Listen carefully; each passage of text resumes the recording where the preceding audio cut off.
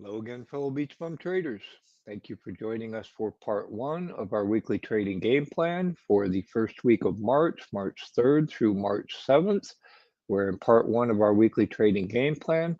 We'll try to help you make money trading this March. So let's get started.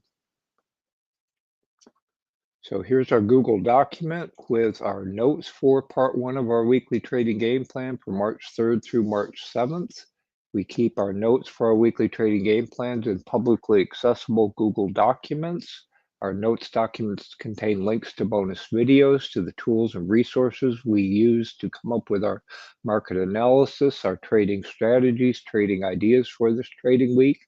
You can find a direct link to this Google document in the description box below. We keep all of our weekly trading game plan notes documents in a publicly accessible Google Drive folder, so you can refer back to the notes for this week, as well as previous weekly trading game plan notes documents. And you can also find a direct link to this publicly accessible Google Drive folder in the description box below. Welcome, Fairchild MD. Hope you had a great trading week and are doing well. So firstly, we'll look at how the markets ended up on Friday. Then we'll look at a breakdown of the major indices and technology components. So we see we had a relief rally on Friday, particularly market on close, very positive. So Friday, again, a relief rally from mostly a down week. We'll also talk about the performance of February as a month. But again, a correction, a relief rally into Friday. So Dow up almost 1.4%, NASDAQ up 1.63%, S&P ended up 1.6%. Again, most of those gains were right at close. Say we had 69% advancing, 28% declining. We only had 20% new highs, 80% new lows. We've now only got 45% above their 50-day, 55% below. But we still got 53% above their 200-day, 47% below. So even though we got that strong market on close green candle, the trend for the day was generally bearish. See a major upward correction in the Mag 7. So all the Mag 7s ended up green. Almost all the sectors ended up green. Some weakness in some of the technology, some of the healthcare, etc. But again, generally a relief rally in all sectors.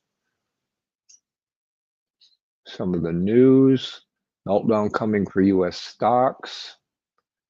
Home buyers, finally for home buyers, step in the right direction. We'll see bond yields decrease significantly this week.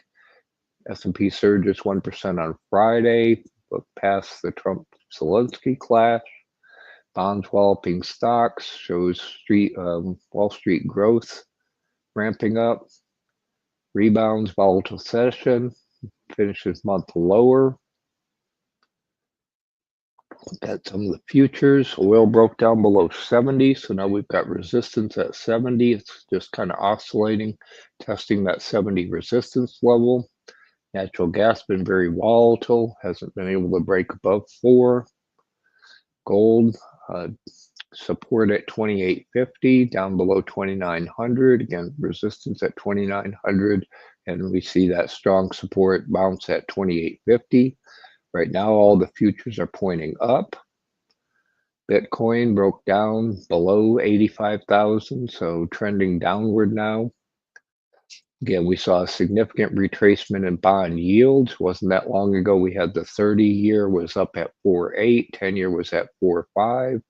So now we've got the 30-year at 4.5, the 10-year at 4.2, the 5 at 4.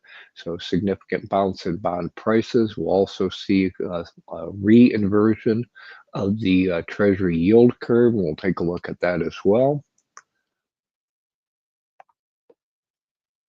Welcome, Sydney Osborne, the Ricky Khan. Thank you for joining us. Hope you had a great trading week and are doing well. So now we'll look at a breakdown of the major indices and the technology components. And just a quick reminder, you can access the links to these screeners in our notes documents and also in the screener sheets of our ETFs and Watchlist Google Sheets. So if we look at the major indices, See, the Dow has been generally the strongest, although it's oscillating right around its 50-day moving average. Strong resistance at 450 at that double top.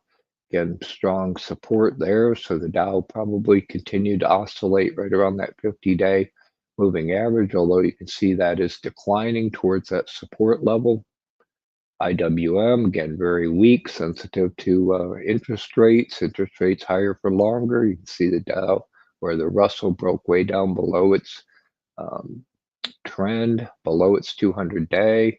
So now that 200-day moving average providing resistance, did have a slight relief rally on Friday, but again, it broke down below its the lowest point in 2025, headed down to its previous pre-election low. So again, watch out for more downside in the Russell. SPY again broke down below its 50-day, below the lower trend line. That's providing resistance now. Again, that 50-day moving average rolling over. So the S&P not quite down to its lowest point 2025. So again, more potential downside to that 2025 low and then the pre-election low. Q, again, more significant breakdown, significantly down below its 50-day, below that lower trend line, broke down below the other trend line there, made a new 2025 low, still above its pre-election low. So again, although we had that relief rally in the Qs, I would expect a retest of at least the pre-election low at some point. Probably the 200-day, so probably get some support from the 200-day that's rising. 50-day is rolling over as well. So we'll see if we get some FOMO follow through on the indices on Monday. But again, as we'll see, significant amount of fear, significant downside in all the major indices. Look at a breakdown of the technology components. So again, significant weakness in ARC, major breakdown, way below its 50-day, below that previous upward trend line. It's got some room above its 200-day. I would expect a eventual test to that 200-day. Did get a relief rally again on Friday, but again, a steep decline in ARC. Again, congratulations to any of our BeachBum traders that caught that peak in ARC K and shorted with SARC. Getting more potential downside there. Bangs went right down to their 200-day and rebounded. So you can see that 200-day providing support. You see a rollover in the 50, so steep decline right down to that 200-day moving average. And then we got a bounce, again, quick relief rally. I would expect it to continue to bounce along that 200-day for some time to come. Semiconductors broke down below its multiple bottom, below that 25 or so. So again, a breakdown in semiconductors, slight bounce on Friday, over leveraged on the NASDAQ, same behavior as the NASDAQ. Broad technology also broke below that multiple bottom. Again, slight relief rally on Friday, but now that multiple bottom providing pretty significant resistance. So we expect a bounce down. Probably again a retest in the broader technology of that pre-election low. Again, biotech is going to continue to be weak, although I continue to see this inverted relationship. When the fangs are down, biotech bounces. When the fangs are up, biotech drops. So again, you can make money trading that correlation, inverse correlation, using lab U, lab D to short or long or short biotechs. Again, fang U, fang D to long and short the fangs. So I hope that all helps. Okay, let me grab a quick drink and we'll go over the sectors, industries, groups for the week, the month.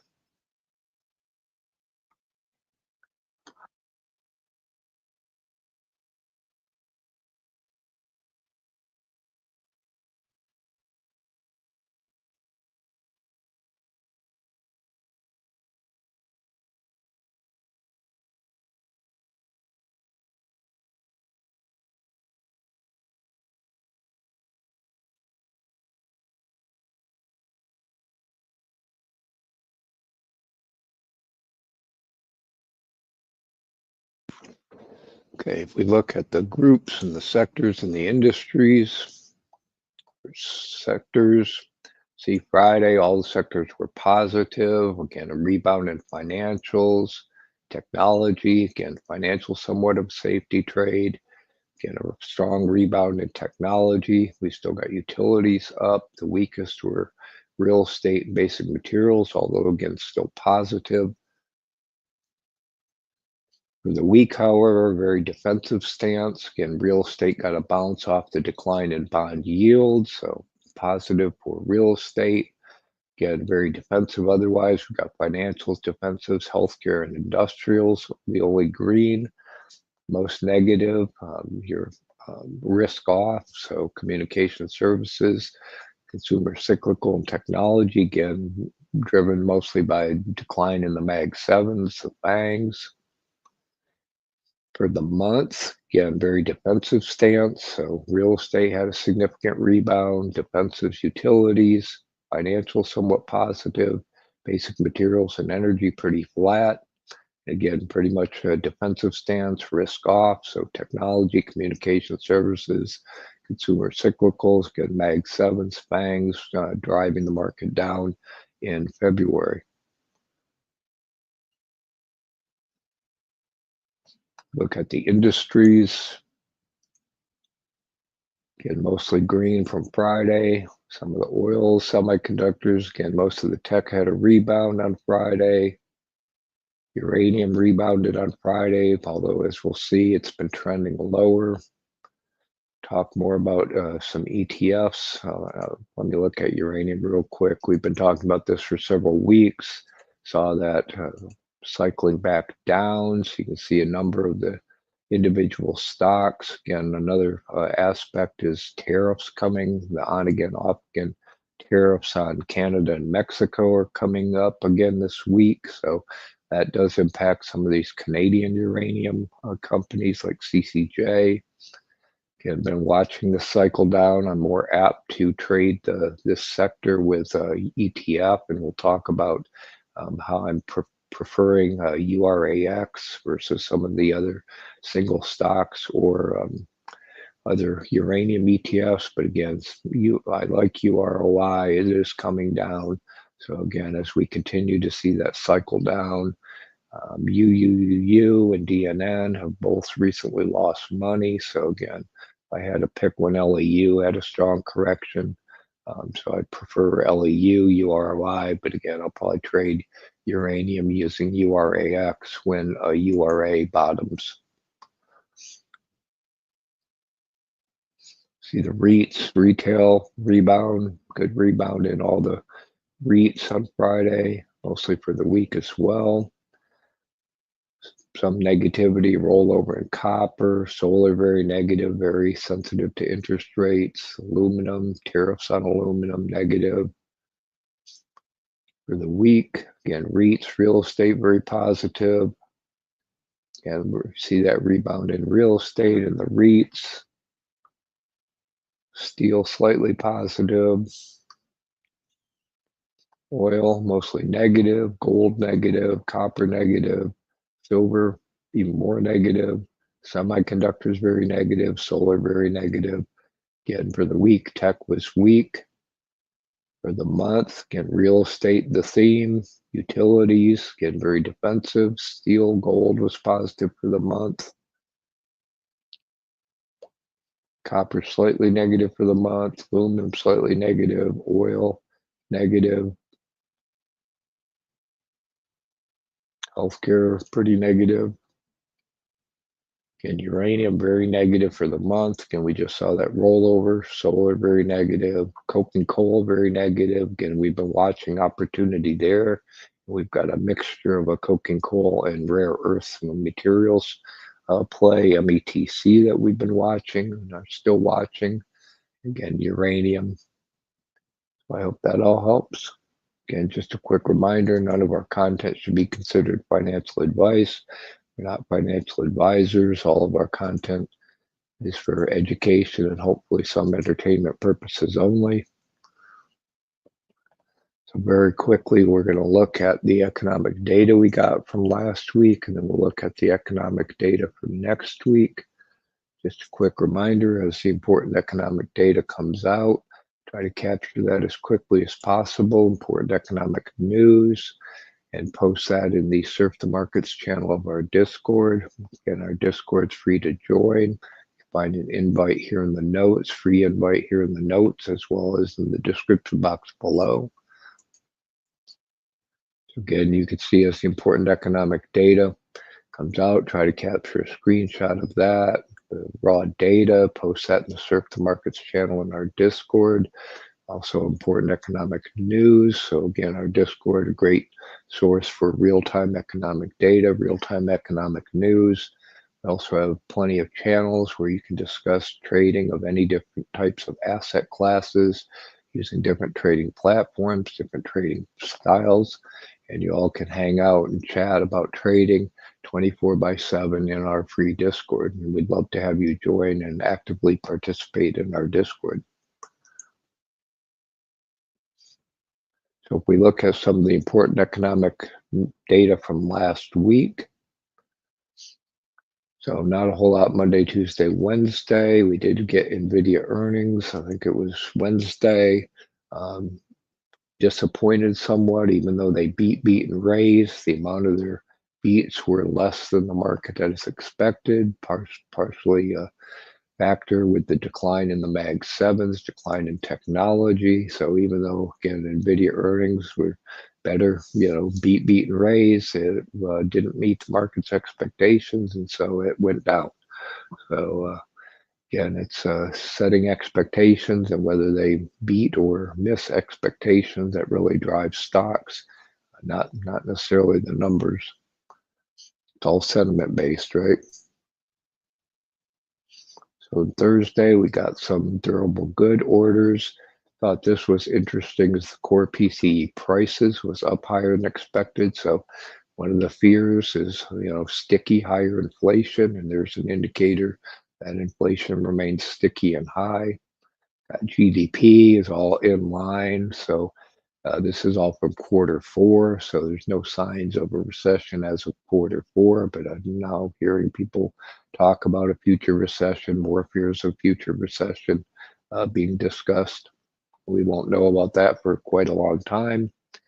Also, initial jobless claims, weekly jobless claims higher than expected. So the job market is slowly deteriorating, but we still have high inflation. So it's going to put the Fed in a little bit of a bind. Which one do they want to focus on, inflation or the jobs market? And it's really not deteriorating, rapidly. So I would think they want to stick to their guns and get inflation down. Again, PC prices a little higher than expected. So it's interesting too. Spending as of Q4 in line, but then we'll see spending dropping off in January. Friday, we got core PCE, the Fed's preferred indicator for inflation, pretty much in line for January, in line for the year. Price index in line. Personal income significantly higher than expected, but then again, we see that drop off in spending in January. So I think we're finally seeing the consumers maxed out their credit cards in the holiday spending, as Q4 was strong, but now we see significant drop off in spending. So again, probably maxed out their credit cards. Also, fear of government layoffs and the impact domino effect from that upcoming. So we'll look at the rest of the economic data from last week, and then upcoming economic data for next week.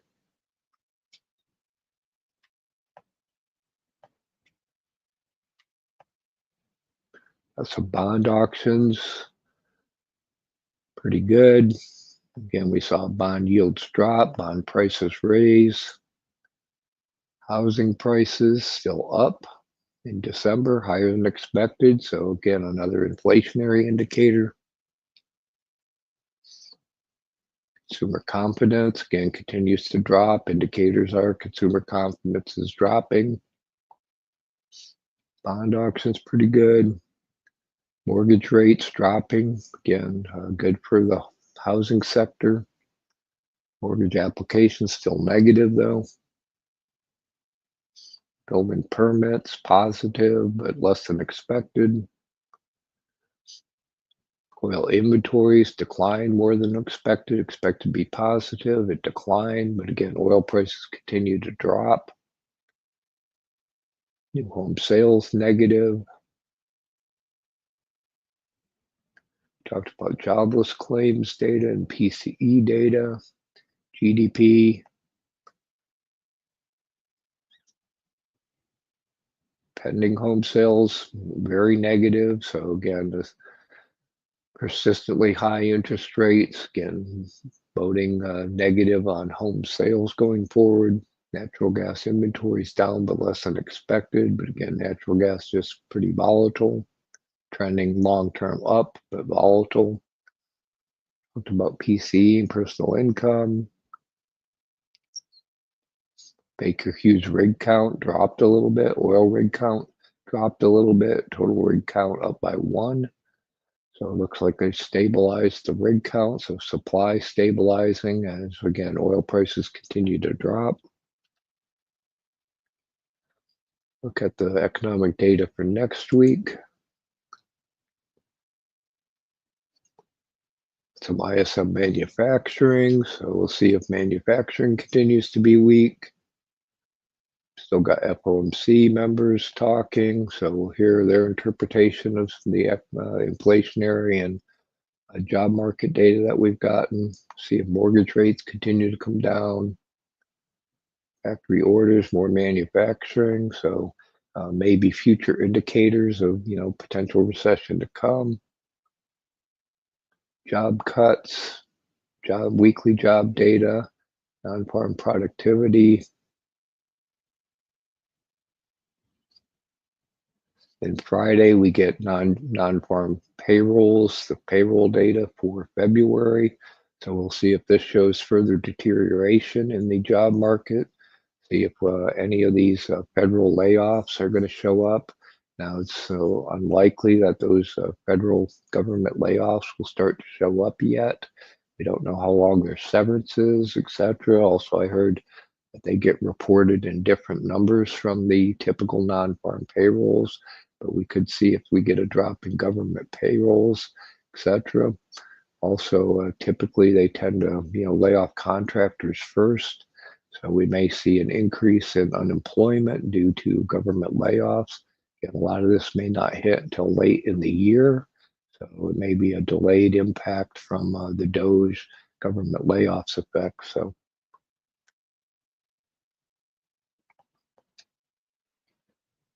still got some earnings, although the vast majority of the major earnings are past us now, and now that NVIDIA's passed, but you can go through the list and see who else is left. We've got some retailers, Dollar Tree. We'll see if the low-end retailers continue to be weak.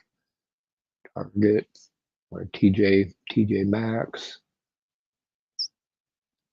So again, I'd highly recommend you go through the whole list, see how that might impact your trade, your current position, see if you can get any sentiment moves.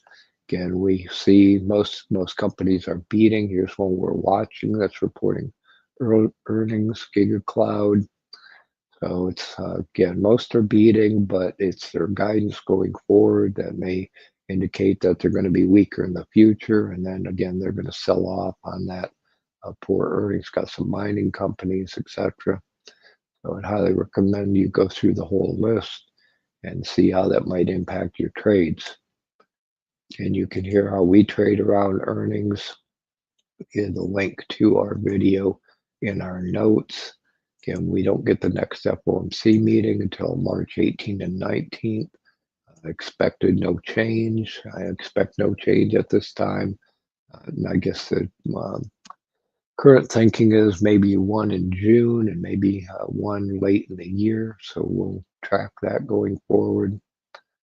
Again, we'll get another dot plot SEP in March. So we'll see if they change their trajectory. But we won't get that again until the middle of March. Okay, let me grab a quick drink and we'll look at the market screen in Webull.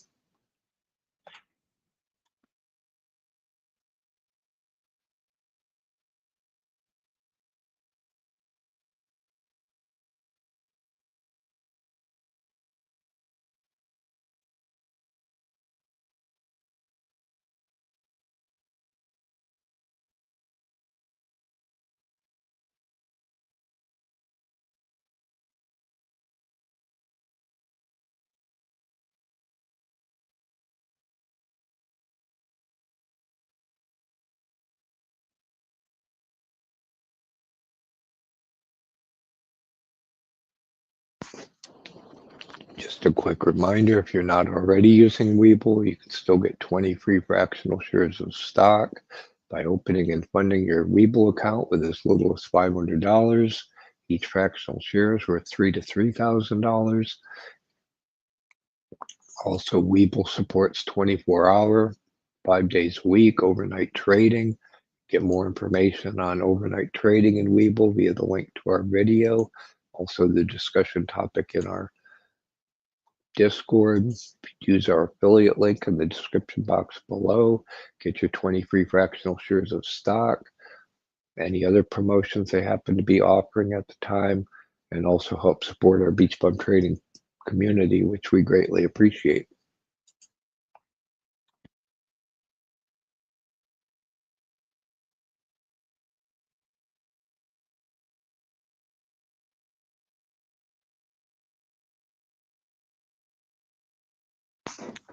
I'm using the online browser version of Webull. This is the market screen, so we can see Friday we had this relief rally, but the percentage of advancement was very small. Did have not quite 2-to-1 advancers to decliners, but again, the percentage of advancement very small in general.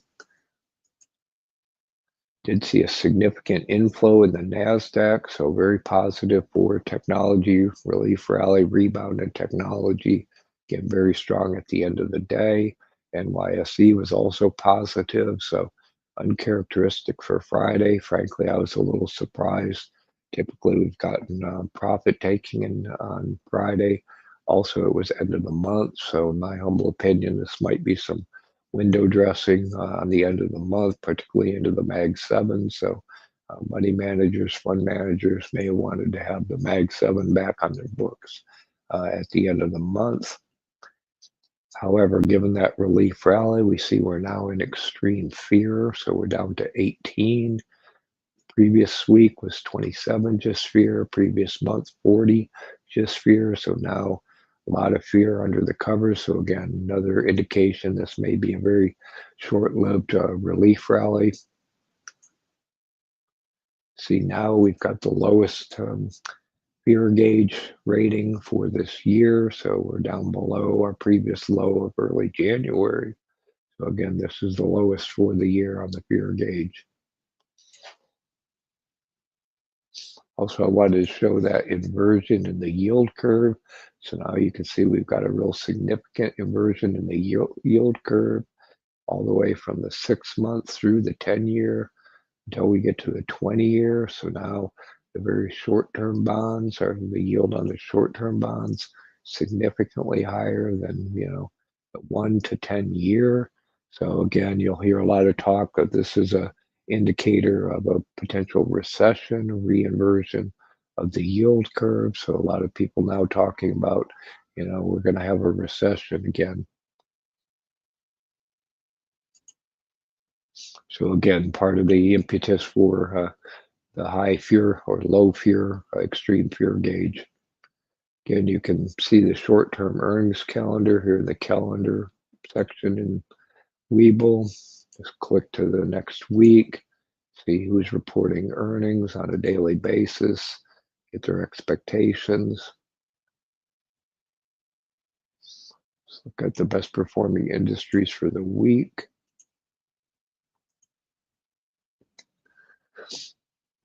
So consumer goods, again, we're going to see pretty defensive. Insurance, positive. So again, a defensive stance. Defense, aerospace, and defense kind of split. Although again, see what the impact of the tussle with Ukraine causes in defense. Also, they're talking about, reduction in defense spending. Doge is looking at the defense sector. So again, could be very negative for that sector. REITs, real estate positive, pharmaceuticals kind of split, and real estate positive. Defensive, consumer defensive is going to be positive. Natural gas positive. Financials positive, again, defensive stance. Look at the ETFs.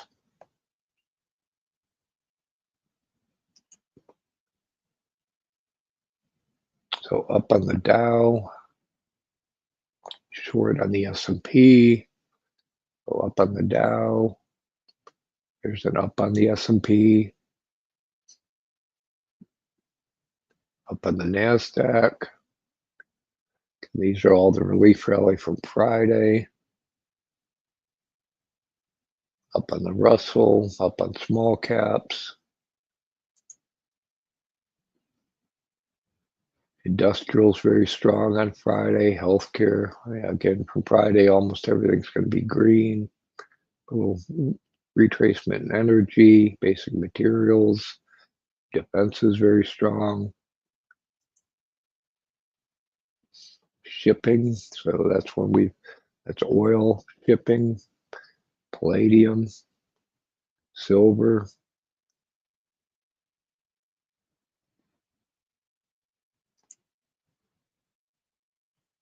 $25-year, so long end of the curve, high yield.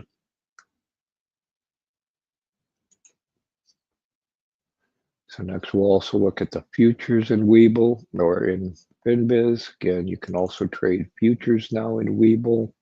So you can get more information about futures trading in Webull via the discussion in our Discord, via the link in our notes. Again, some opportunities, particularly shorting in futures that we don't have ETFs for. Try to point some of those out. Again, I recently opened a futures account in Webull. It's easy to do. I haven't used it yet, but we'll be looking at that, using that in the futures to take advantage of some of these opportunities in futures trading, particularly against shorts where we don't have an ETF.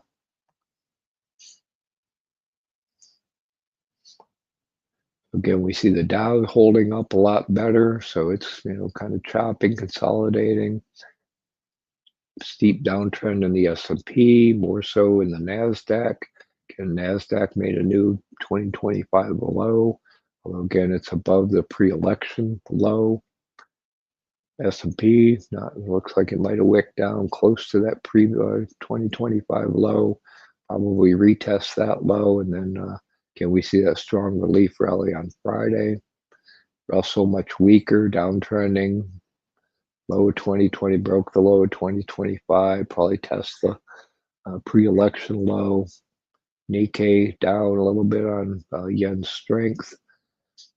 Here's some interesting relative to the tariffs as well. As you see, the Euro stocks and the DAX have flattened out, topped out, and Trump's threatening tariffs now on the EU. So if we do get a rollover in the European stocks, we do have a short ETF we can look at to short the Euro stocks market. Don't have one to short the DAX directly, but we have a long that you may be able to short the DAX. So again, tariff news on the EU might get some volatility on the Euro stocks and DAX that you can make some money with. Look at the VIX term structure in a second as well. See, it really hasn't been able to break and hold above 20. It wicks above 20, retraces very quickly. Right now, I think it's still sitting just below 20. So again, those pops in the VIX haven't held for very long. But again, if you're nimble, we've got some leveraged ETFs, long or short, on volatility. Again, we've got more tariff news coming up. We've got the on again, off again on tariffs on Mexico and Canada. I believe that date is the 4th. And then also additional reciprocal tariffs, a report coming out like April 1st, and then they'll decide what to do. So, a lot of more volatile events coming up. So if we look at the VIX term structure, so just a quick reminder, you can see the VIX term structure via the tool in the link section on our homepage. Homepage is beachbumtrade.com, bum without the U. If we go down in the links, find the VIX futures term structure. It's interesting now. We can see it's right in the middle of the term structure. So right now the VIX is sitting at 19.63. So it's popped up quite a bit, still lower than going out towards October. The overall curve has moved up slightly. So now we're at 20 in October. But again, a significant pop in the VIX relative to the term structure had been sitting below the whole term structure curve. So it's opportunity for you to make money on that pop, and then we'll see a retracement potentially in the VIX as well. You look at the current relative to the term structure, see again significantly below the overall term structure for the historical prices. So again, even though we had that pop up, not holding, and going forward, we expect more volatility again going forward.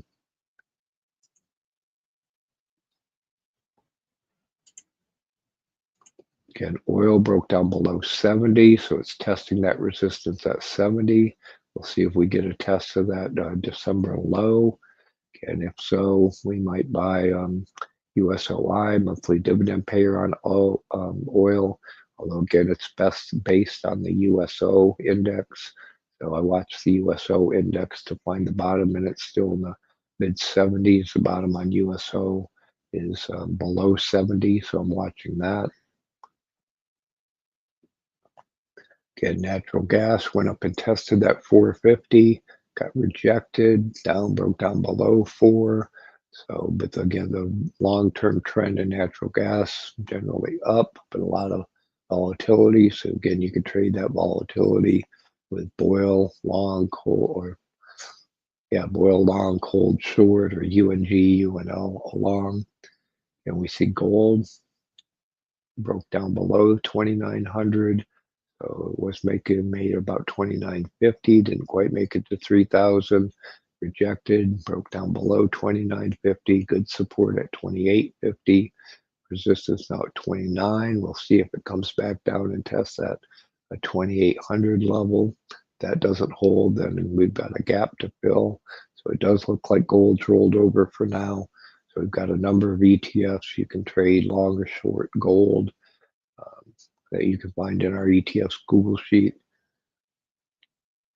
Silver rolled over, broke down below 32, so it may trend down to 31, retest that 31 support. Platinum and palladium, significant retracement back down.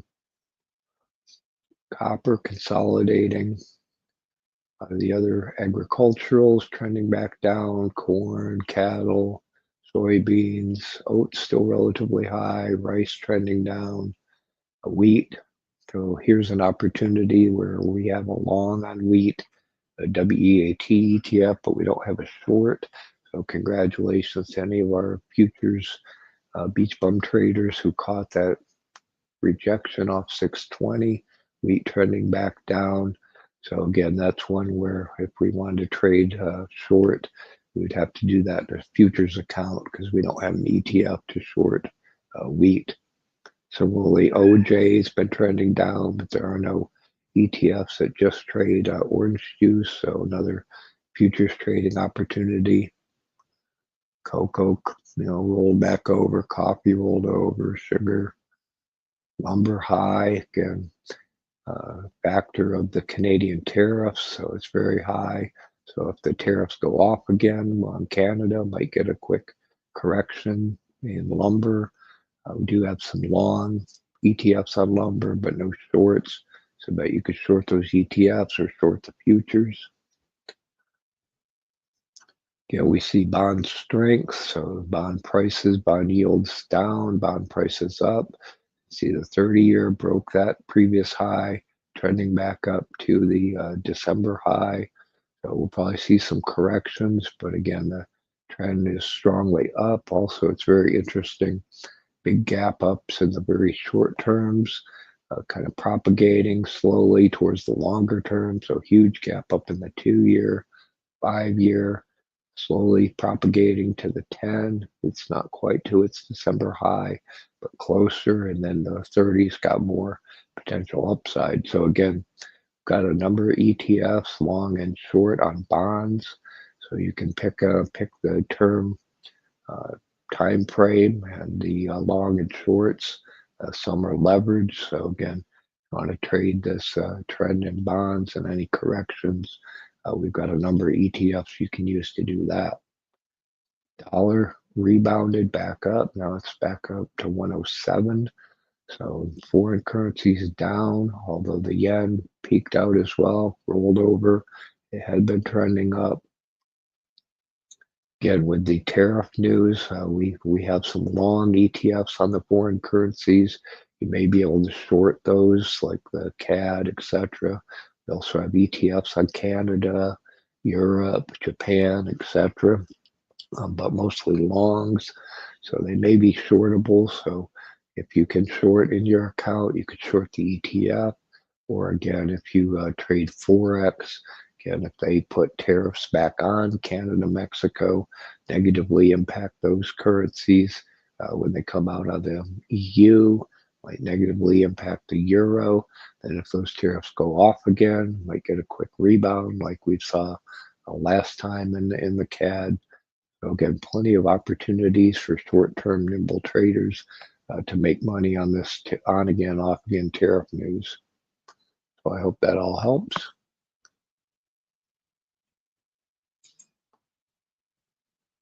Okay, I'm going to skip forward. We'll come back and talk more about ETFs, but I want to get to our theme for this week. I'll grab a quick drink and then we'll talk about how to make money trading this March.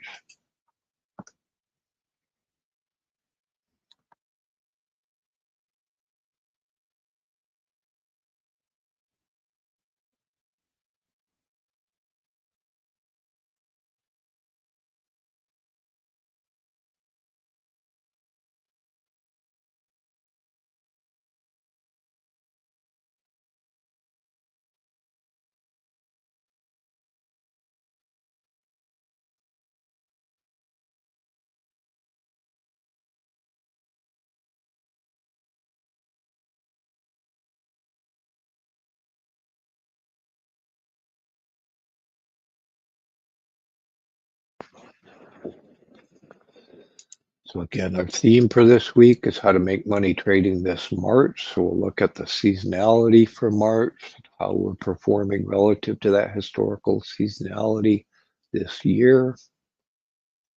So we'll look at our Investopedia article with our seasonality chart.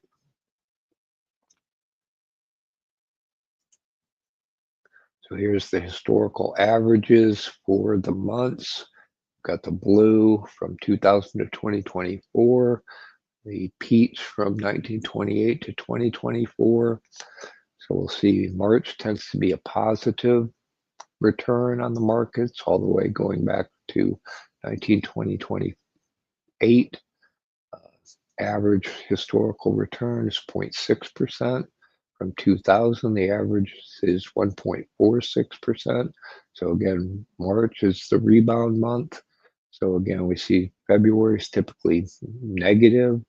So negative, 0.09, going back to 1928, and even more so, negative almost 0.5 from 2000. And then we get a rebound in March. So March just tends to be positive. So even though we're in that downturn right now, end of February, we expect March to be positive. However, if you also go back and look at the charts, some years the markets don't bottom until sometime in March, mid-March, etc. So we may have not seen the bottom yet, but again, once we get that bottom, March tends to be positive, April positive. So we've got a couple positive months. So again, right now we're downtrending in that fear, extreme fear segment, but be ready, have your shopping list ready, because we expect a nice rebound with positive returns for March. So if we look at how February for 2025 actually performed relative to that historical average we just saw, you can go to major indices in investing.com, go to the performance tab.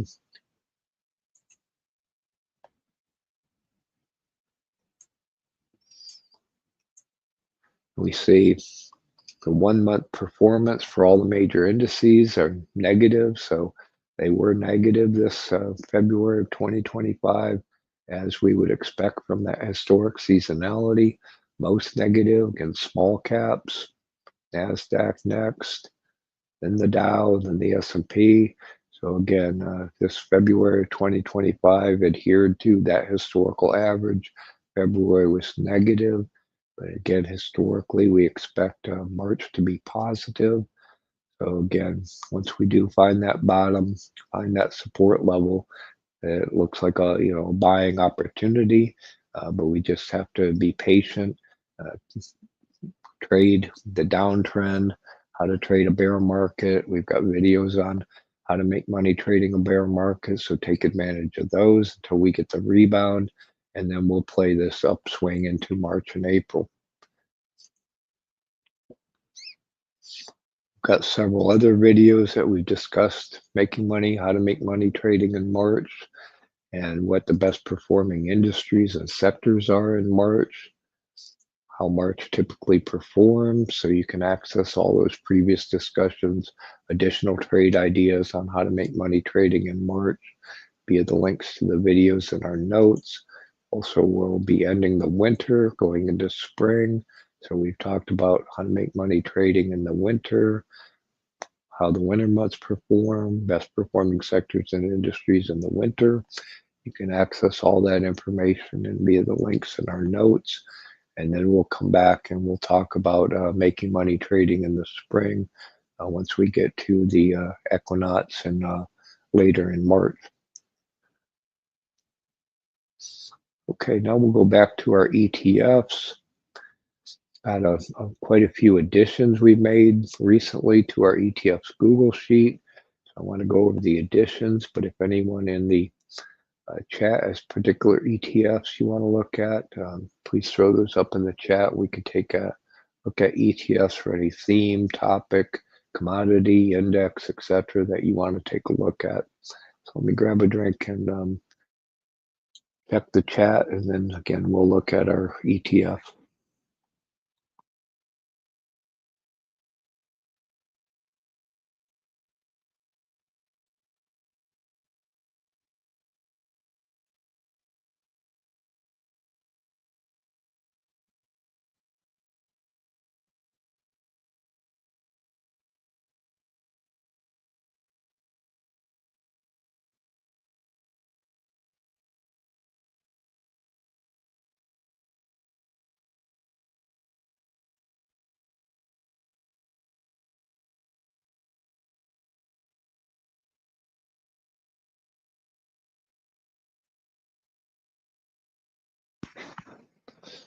Okay, again, once we come up with our trade ideas, our trade strategy for the week, identify opportunities, be they long or short, then we use our ETF Google Sheet where we can identify an ETF that we can take advantage of those trade ideas, again, long or short, and you can gain 24/7 access and do likewise using our ETF Google Sheet by joining our Patreon.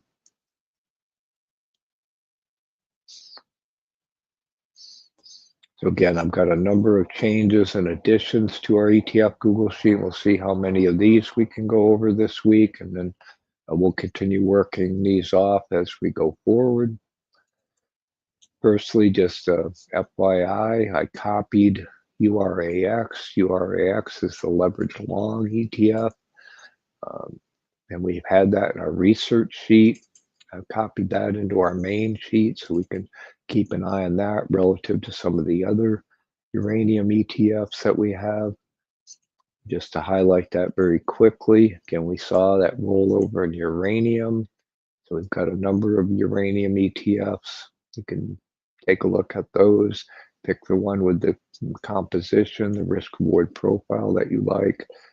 Right now, URAX is based on your URA. So I kind of prefer that one right now. So you can see the risk rewards a little bit better. URNJ is somewhat attractive.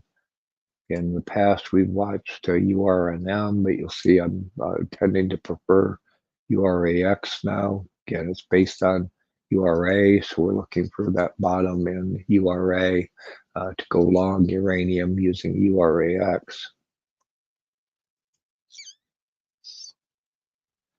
The next one we added is one on data centers and digital infrastructure. DTCR. So you continue to hear people building out data centers. This is global data centers and digital infrastructure. So the AI theme, the data center theme, etc. Now we can trade that long using DTCR. So if we look at that in our research sheet very quickly,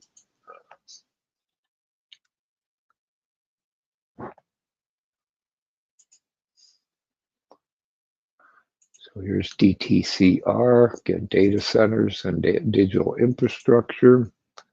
See, right now it's relatively high, so risk reward profile for 52 weeks, only 1.3, bottom to top, only 1.7, so not super risk reward profile. If we look at it in FinBiz, so again, it was even higher, got rejected. So that downturn in AI bubble burst, downtrending in DTCR, got pretty good support there. Does look like it pays a dividend.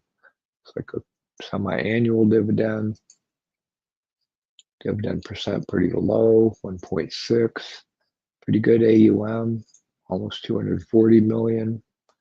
Not terrible volume, 217K. It is shortable, so if you think this downtrend will continue and you can short ETFs in your account, you could follow that trend down, get some support from the 50-day, support from the 200-day. Got plenty of downside if that trend continues down. Positive performance. Expense ratio is pretty cheap, 0.5. Look at its constituents, American Tower, Equinet. So here's some other data center related REITs. So you can capture those by buying DTCR. So if you're interested in, Equinet, DLR, they've been high. You can see they've come down. So you can get exposure to multiple REITs using this DTCR. So that's kind of attractive. Well, its biggest holding is American Tower. So it's more infrastructure. If we look at it, you can see it's relatively new. So 80% selective data center REITs, digital infrastructure, ADR. So it is global. So you've heard, building out data centers in Malaysia. Also, I recently heard one on Thailand. You'll see we added a ETF for Thailand also in our research sheet. Again, based on that news that somebody is building a data center in Thailand. So again, we look at the longer term on DTCR. So it's been around for a little while. Since 2021, bottomed in early or late 2022, had a significant bounce up. So from 12 to 19 or so range, so not a huge amount of range. But again, if you think there's an opportunity to play this down, catch the bounce in data centers, again, long term is they're going to continue to build out data centers until they get enough capacity for AI. A lot of these are being built globally in other countries. So if you're looking again for global exposure to this data center digital infrastructure theme, you might want to take a look at DTCR. So let me know what y'all think of DTCR, if you've used this to trade the data center digital infrastructure theme. If so, how did it perform?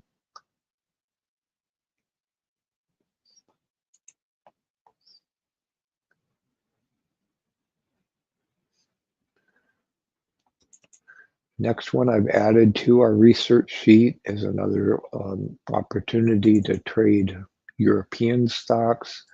As I mentioned, a European financials, so we added a specific ETF on European financials. So if you're looking for opportunities in European banks, long or short, added this EUFN. So we can see, again, here's our research sheet. Here's EUFN, long on European financials. It's not leveraged. See, they're high right now, so very close to their 52-week high. Got a pretty nice bottom to top ratio. If we look at that in FinViz as well.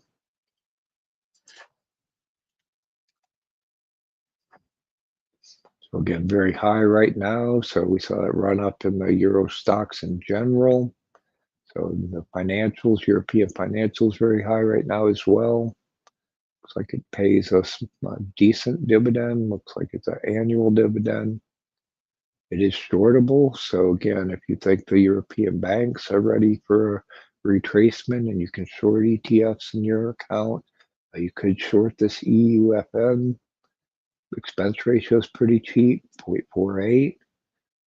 Got a lot of AUM, 2.6 billion, so pretty popular ETF. Got decent volume, 665. Look at its composition. So Alliance, UBS, Banco Centera. So a lot of these are pretty. Banco Centera is a pretty good bank. PNB Paribas. So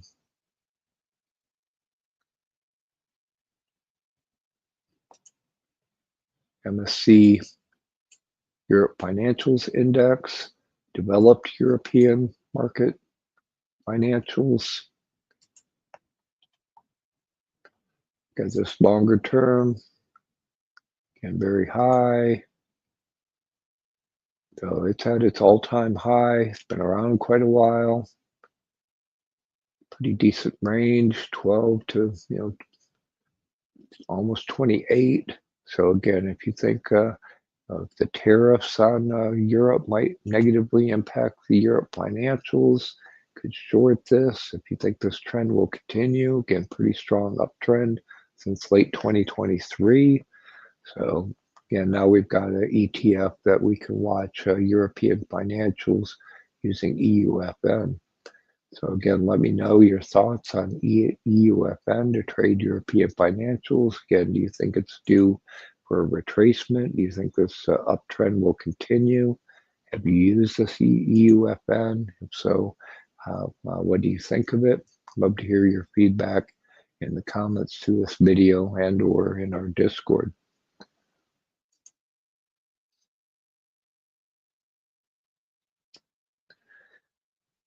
I'm gonna run out of time to go over probably some of these additions, also previous additions that we've added that you can reference. Again, we'll work off this list as we have time. And we did do a previous analysis of ZVol as a dividend payer. So you can hear that analysis last week on ZVol as a dividend payer. So I also added ZVol to the volatility category in our ETFs Google sheet, so we can compare that as a dividend payer, a way to trade volatility, comparing that to SVol, etc. So you can see those again in the volatility category in our ETFs Google sheet. Also, I added another one on volatility, which is a midterm futures ETF, VIXM. Let me quickly look at that one.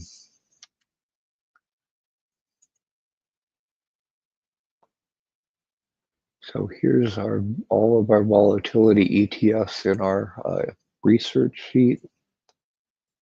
So again, you can see the risk reward on ZVol, etc. and then compare that to our main ones on volatility on the VIX in our main sheets. You can compare those to SVIX, SVOL, etc. So here's VIXM.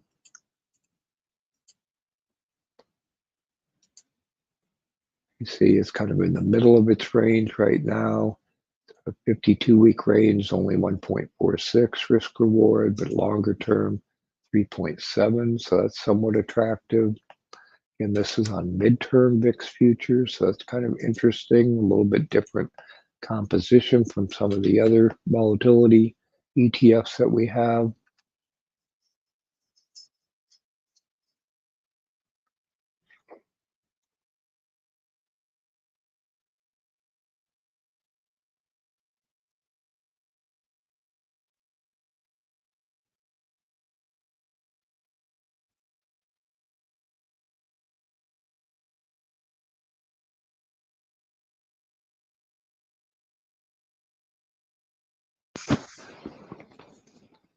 So again, we can see it spikes up when we get a spike in the VIX, quick, retraces pretty quickly. So we see those trending up. So the VIX has been trending up. We saw that VIX term structure has been trending up. So this VIXM's been trending up. See, it is shortable. It is optionable. Expense ratio is a little high, not quite 1%, 0.85, so not too bad. AUM's pretty light, 35 million. Volume a little light, 142K. But again, this is a little interesting, different term structure on the VIX. So this has got August or June, July, August, and then September. So right now it's most heavily weighted to August. Got a third August, a third July, 20% June, and 14%. So again, kind of a bell curve right now, probably right around July. So a bell curve on the VIX term structure right now, again, right around July.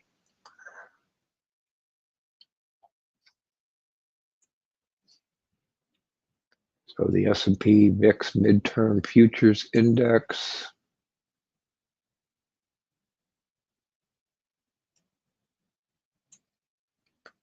So again, if you're looking for an opportunity to trade kind of the middle, the belly of the VIX term structure, this VIXM, so longer terms got much more upside. Again, the VIX been relatively low. Again, if we get a pop in those midterm VIX futures, VIXM might be a good opportunity.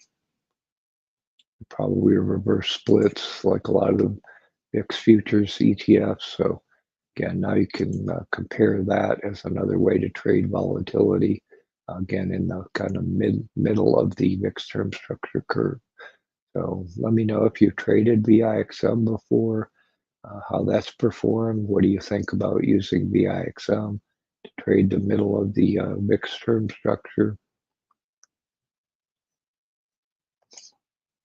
Lastly, and very quickly, I mentioned an ETF on Thailand. So again, I heard that someone was building a data center in Thailand.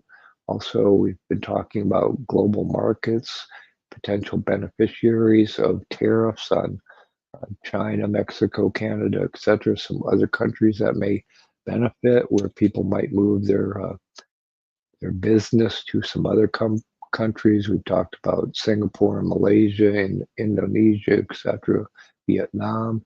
So this was a new one, is Thailand. And again, I heard someone's building a data center in Thailand. So we wanted to add that to our ETFs Google Sheet as well. So now you can see the ETF for Thailand, THD. Again, this is a long ETF on Thailand. See, it's kind of, it's relatively low right now. It's pretty close to its bottom, pretty close to its 52-week. Risk reward for 52 weeks, only 1.3. Longer term, almost 2. So that's kind of attractive. So this might be one that's going to swing back up and benefit from people moving things, data centers, etc., to Thailand. You can see it's had significant upside back in October. I don't know the politics right now in Thailand, what might have caused this downtrend. You see it broke down below its previous low, so it's strongly downtrending right now. But that swing back up might be attractive. And expense ratio pretty low, 0.6. This is shortable, so you could ride that trend down by shorting it. AUM's not too bad, 182. Volume though is very light, so it's going to be choppy, as you can see. If you look longer term, again, very close to its bottom. Potential upside all the way 105 or so. So some very strong downtrend right now. So again, you could ride that downtrend down by shorting the ETF if you can do that. And then if that swings back up, again, potential beneficiary from tariffs, again, global infrastructure, building data centers in Thailand. Nice potential upside there. Look at its composition. Public companies, Bangkok Medical, not from airports, energy. So you can see the sector, those finance, energy, minerals, retail.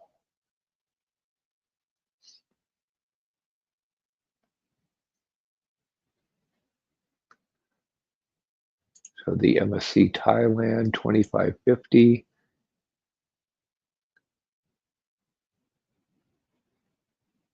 Large, mid, and small capitalization segments of the equity market in Thailand. So if anybody knows more about what's going on in Thailand, politics, etc., the business um, environment, what may have caused that decline, if we expect further decline, and if so, why. Please let us know what's going on in Thailand to explain some of this. And if you think Thailand might be a beneficiary from some of the movement of businesses, out of China, etc., to Thailand, from tariffs, etc. If you've used THD as an ETF to trade Thailand, love to hear your thoughts again in the comments to this video or in our Discord. Again, you can see some of the others we've recently added, and we'll again continue to highlight, go more in more detail on each of those as we have time. But again, you can find all of those now in our ETFs Google Sheet as well. So I hope that all helps. We hope that you like this content. We hope you'll do us a favor and smash the like button on our videos. Help us try to get the Google algorithm to someday show us some love and share our content with more traders around the world. We also really need your help to directly share our content. Please repost our content in your social media sites, etc. Again, help us get more BeachBum traders for the benefit of all of our fellow BeachBum traders. We also need your feedback on what we can do to improve our weekly trading game plans, any of our tools and resources, our ETFs, Google Sheet, etc., our community. Also, if you have ETFs or anything you'd like us to do research on, etc., please put those in the comments to our video or tag us in our Discord and let us know again what we can do to improve, other things you'd like to see in future videos. Again, we really need your feedback and your help to continue to improve and build our BeachBum trading community. Well, thank you to everyone that joined us in the chat today, everyone watching after the fact.